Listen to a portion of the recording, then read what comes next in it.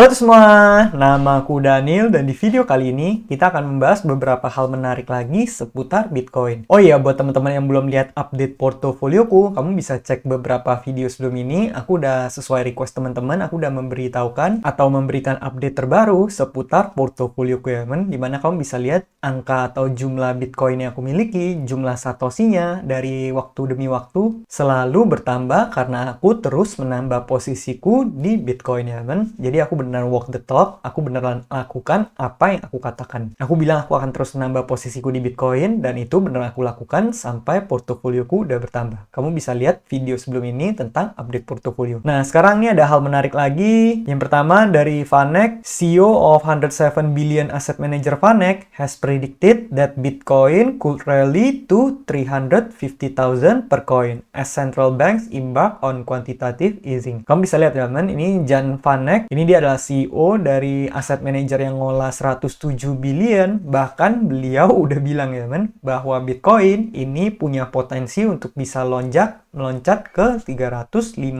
ribu dolar. Berarti kalau misalnya kita rupiahin itu udah mungkin lebih dari 5 miliar ya teman. Itulah kenapa aku rekomendasi teman-teman paling nggak mencapai 1 Bitcoin. Bayangin kalau kamu beli 1 Bitcoin aja, saat ini harganya cuma 1 miliar, tiba-tiba Bitcoin bisa lonjak harganya sampai 6 kali lipat, 5 kali lipat. Itu porto kamu udah kali 5, kamu udah mendapatkan return yang sangat luar biasa. Dan bahkan angka tersebut bisa dibilang juga cukup untuk sebagian dari kamu jika ingin pensiun ya teman. Maka dari itu, itulah kenapa aku rekomendasi teman-teman untuk membeli Bitcoin kalau memang kamu punya dananya. In a recent interview with Fox Business, VanEck expressed his bullish outlook, suggesting that Bitcoin's market cap could reach half of gold. Dia bilang bahwa Bitcoin market cap itu bisa mencapai setengah dari gold ya teman. Kalau gold itu kan sekitar 17, kalau nggak salah 17 atau berapa belas triliun dalam dolar. Nah, Bitcoin sekarang itu masih ada di 1. Kalau nanti Bitcoin tumbuh menjadi setengahnya gold aja, Bitcoin itu harus tumbuh beberapa kali lipat dari harga yang saat ini ya teman. Makanya itulah kenapa aku bilang potensi Bitcoin masih besar banget untuk kedepannya. Eventually, the Fed will start easing and that's great for gold and Bitcoin.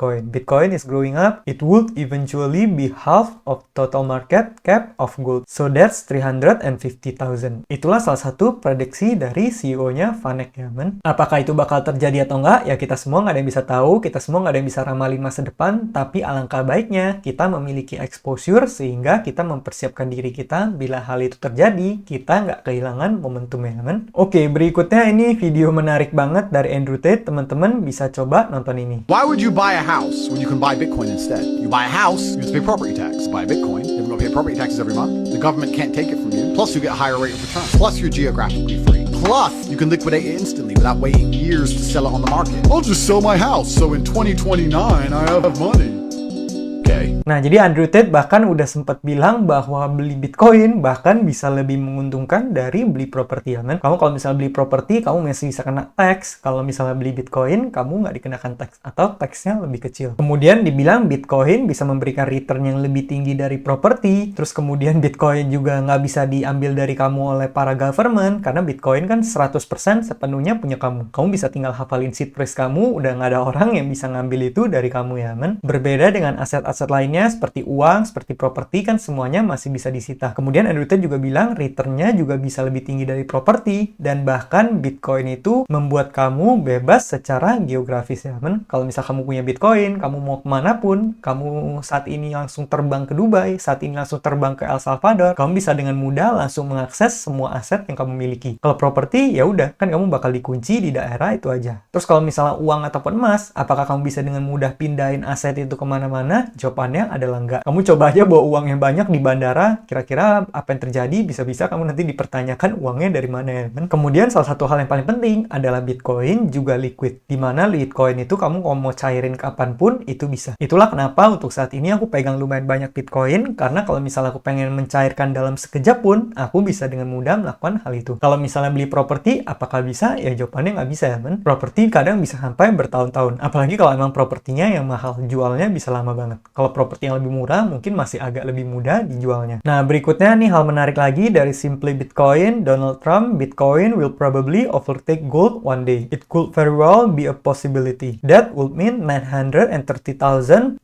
per Bitcoin at today's price. Ini artinya apa? Bitcoin bahkan udah digadang-gadang sebagai gold 2.0 dan Donald Trump sendiri udah bilang Bitcoin suatu saat itu bisa mengalahkan gold, ya men. Beliau bahkan sebut bahwa ini sangat ada kemungkinan suatu saat bisa terjadi demikian. Kalau misalnya sampai itu terjadi, harga Bitcoin bisa meroket ke $930.000. Kamu bayangin $930.000 itu udah sekitar 14 miliar ya men. Kalau sampai suatu saat terjadi, kamu yang udah dengerin video-video dari channel ini, terus kamu udah misalnya nyimpen 1 Bitcoin, nyimpen 2 Bitcoin, porto kamu udah menjadi 2 digit miliar dan mungkin kamu udah siap untuk pensiun dengan cukup nyaman ya men. Itulah kenapa kalau misal kamu punya dana nganggur dan kamu bisa dan berani investasi di Bitcoin, ya menurut aku ini risk yang lumayan safe untuk kamu ambil. Atau kalau misalnya dana kamu banyak banget sekalipun, misalnya kamu kaya banget, kamu punya aset banyak sekalipun, setidaknya menurut aku kamu perlu punya exposure mungkin katakan 5%, 10%, atau mau lebih kecil 2% juga nggak apa-apa. Supaya kalau nanti 5% itu tumbuh katakan 10 kali lipat, portomu bisa naik jauh. Tapi kalau misalnya benar nanti jadi 0 dan kamu kehilangan danamu, ya 5% kamu bisa dengan mudah recover dengan uang lain yang kamu miliki ya men. Menurut aku risk to rewardnya sangat menarik untuk crypto Bitcoin ini ya men. Nah ini berikutnya meme aja. Bitcoiners waking up in their $400 a month apartment sitting on 6.15 Bitcoin ya men. Di sini artinya kamu bisa lihat ini meme aja para Bitcoiners nyewa rumah itu yang murah banget, trennya murah banget. Di sana kan $400 itu termasuk kecil banget. Ibaratnya kalau di Indo mungkin kamu sewa rumah cuman 500.000 atau 1 juta sewa ngekos, tapi kamu punya Bitcoinnya banyak banget ya men. Nah aku pribadi juga melakukan hal seperti ini, dimana aku pribadi untuk saat ini aku beneran gaya hidupnya aku biasa-biasa aja. Aku masih menggunakan barang-barang yang mungkin simple, aku masih menggunakan HP jadulku yang harganya bahkan nggak nyampe 5 juta, apartemenku juga masih kecil, bahkan aku nggak beli iPhone terbaru, aku nggak belanja banyak, tapi aku memiliki portofolio yang nilainya bisa dibilang udah miliaran ya men. Jadi sebenarnya kalau misalnya aku pengen membeli semua itu, ya sebenarnya bisa aja, tapi aku nggak beli karena kenapa? Karena untuk saat ini prioritas utamaku adalah nge-stack sebanyak mungkin Satoshi, menambah posisiku terus di Bitcoin ya men. Dan menurut aku pribadi kalau misalnya mau nikmatinnya nanti belakangan juga masih nggak apa-apa banget, karena bisa dibilang aku masih tergolong muda. Itulah yang juga aku rekomendasikan ke teman-teman. Kalau misalnya kamu masih muda, kamu boleh nahan dulu gaya hidup kamu, gak usah terlalu dinaikin gaya hidupnya, apalagi kalau misal kamu gengsi, nanti belum mampu tapi coba untuk nyicil sana sini, beli mobil yang lebih mewah, beli rumah yang lebih mewah, pada kamu belum mampu, akhirnya kamu nyicil, terus kemudian akhirnya kamu malah terikat sama hutang, dan nanti malah cash flow kamu berat, dan kamunya susah dan pusing sendiri. Lebih baik gaya hidup kamu tekan aja, gengsi nggak usah terlalu besar, tapi portofolio kamu yang kamu besarin ya men. Aku pribadi, aku menganut prinsip seperti itu. Oke, ini yang terakhir aja,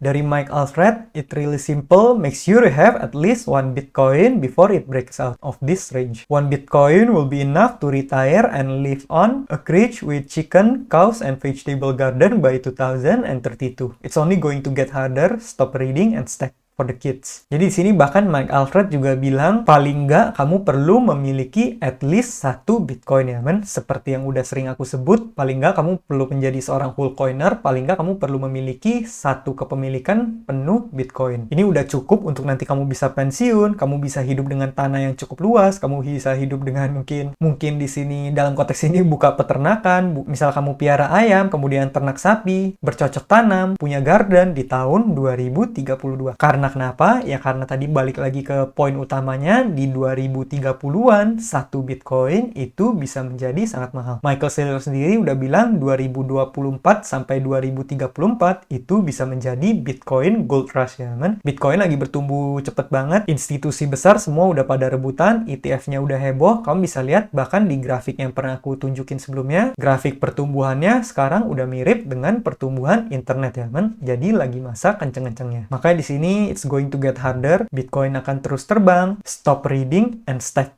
for the kids. Jadi be humble dan stack terus Satoshi kamu ya men.